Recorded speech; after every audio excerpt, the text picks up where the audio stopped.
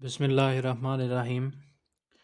हमने अभी तक ट्रांजिस्टर की कंस्ट्रक्शन पढ़ ली, उसका ऑपरेशन देख लिया। उसके बाद हमने एक कॉन्फ़िगरेशन देखी थी जिसको हम कहते थे कॉमन बेस कॉन्फ़िगरेशन। 3 तरह की कॉन्फ़िगरेशंस थी, common base, common emitter, common collector. तो कॉमन बेस कॉन्फ़िगरेशन हमने देख ली थी। इसमें ये होता था कि आपके पास जो बेस टर्मिनल हैं, ये अगर हमारे पास NPN है तो जो बेस टर्मिनल है वो दोनों लूप्स में आता था।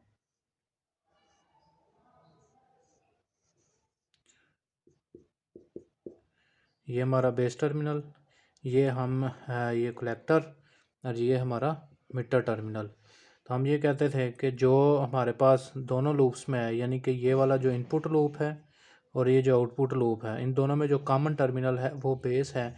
तो इसलिए इस कॉन्फ़िगरेशन को हम कॉमन बेस कॉन्फ़िगरेशन कहते थे। इसमें क्या होता था कि करंट कलेक्टर में एंटर होता था, बेस से एंटर होता था और मीटर से एग्ज़िट करता था। और जो हमने सोर्सेज अप्लाई की थी, ये VCC है और ये VEE है। तो ये थी हमारे पास common base configuration.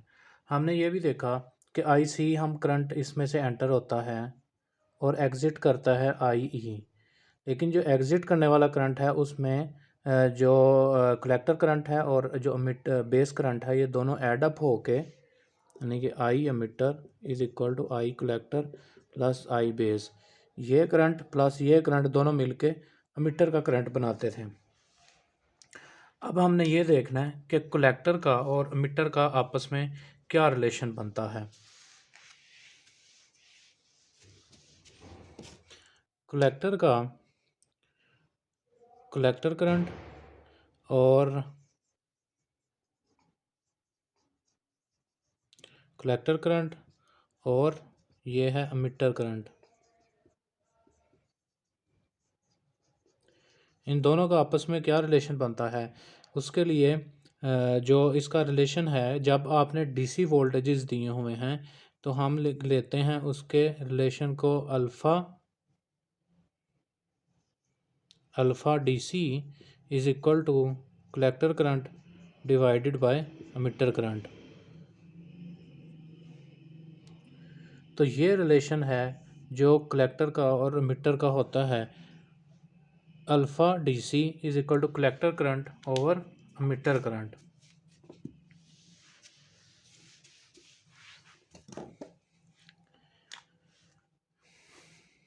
Alpha DC collector current over emitter current. हम इसको रीअरेंज करके ये भी कर सकते हैं कि collector current is equal to alpha DC into I emitter.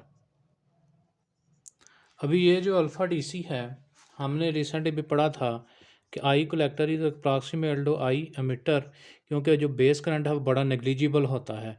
तो इस हिसाब से अगर दोनों इक्वल हैं तो आइडियल केस ये होता है कि alpha DC is equal to 1 होता है।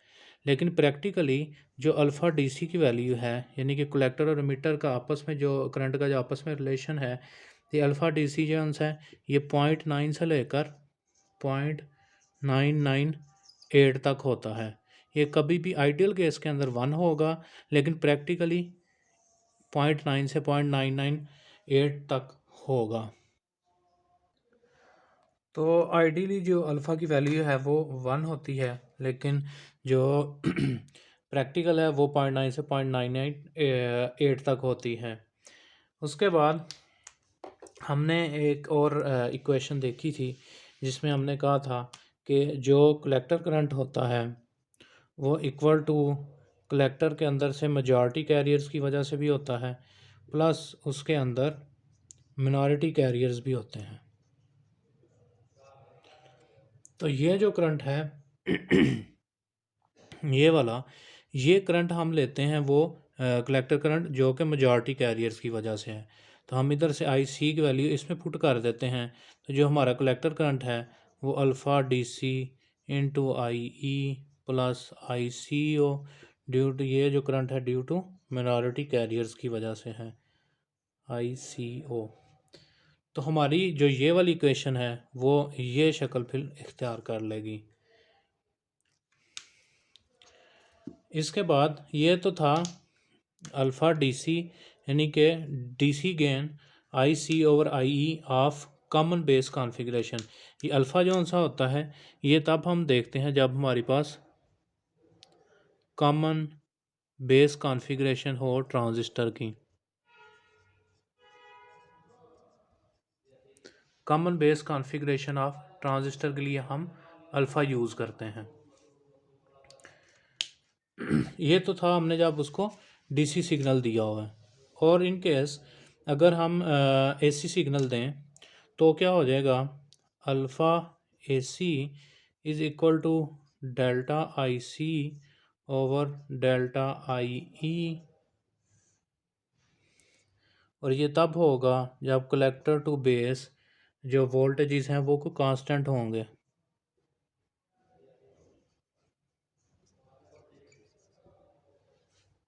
और हमने डेल्टा इसलिए लिखा है क्योंकि हमने कहा था कि जो करंट होता है, जो एसी करंट होता है वो वेरी करता है। तो जिस तरह से अगर आपका कलेक्टर करंट वेरी कर रहा है तो अमीटर करंट भी वेरी करेगा। तो जो एसी गेन है डेल्टा एसी वो अल्फ़ा एसी वो delta IC over delta E होगा। डेल्टा जो यूज़ हो रहा है इसलिए क्योंकि ये चेंज को रिप्रेजेंट करता है। और जो हमारे पास अल्फ़ा एसी है ये वाला, इसको हम कहते हैं इसको हम कॉमन बेस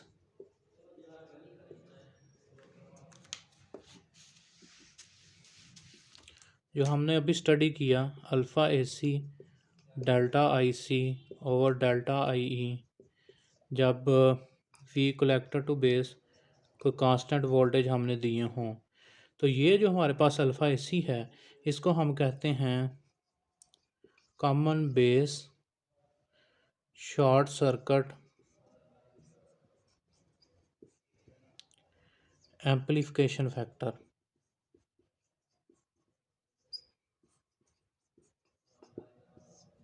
जो अल्फ़ा एसी है वो common base short circuit amplification factor कहलाता है। और कॉमन बेस के ट्रांजिस्टर में ये जो हमारे पास दो एम्प्लीफिकेशन फैक्टर आए हैं, एक आया था हमारे पास जब डीसी सिग्नल है वो, और एक हमारे पास आया था जब एसी है।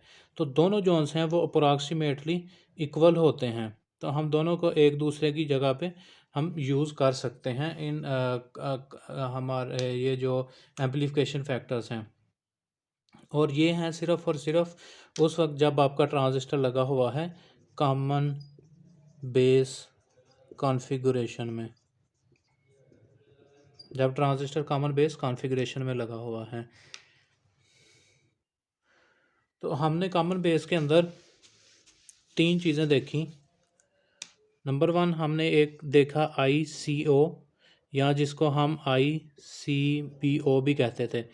ये वो सिचुएशन थी जब करंट पास करता था कलेक्टर टू बेस, और तब जब emitter current is equal to zero हो, मतलब अमीटर से करंट ना गुज़र रहा हो, और ये करंट वो वाला करंट है जो कलेक्टर से बेस की तरफ जाए। तो collector to base current when emitter is open circuit, मतलब अमीटर से कोई करंट नहीं गुज़र रहा और ये कलेक्टर से बेस की तरफ करंट गुज़रता है। और ये हम बड़ा मिन्यूट सा करंट होता है जिसको हम नॉर्मली इग्नोर कर देते हैं, लेकिन टेम्परेचर की वजह से ये करंट अफेक्ट होता है।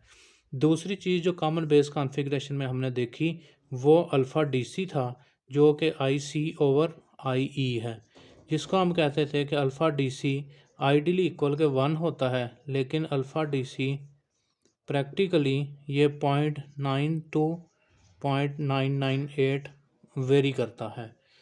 तीसरी जो चीज़ हमने देखी वो अल्फ़ा एसी देखा delta I C over delta I E, जबकि voltage across collector to base कोई ना कोई कांस्टेंट वोल्टेजेस हों।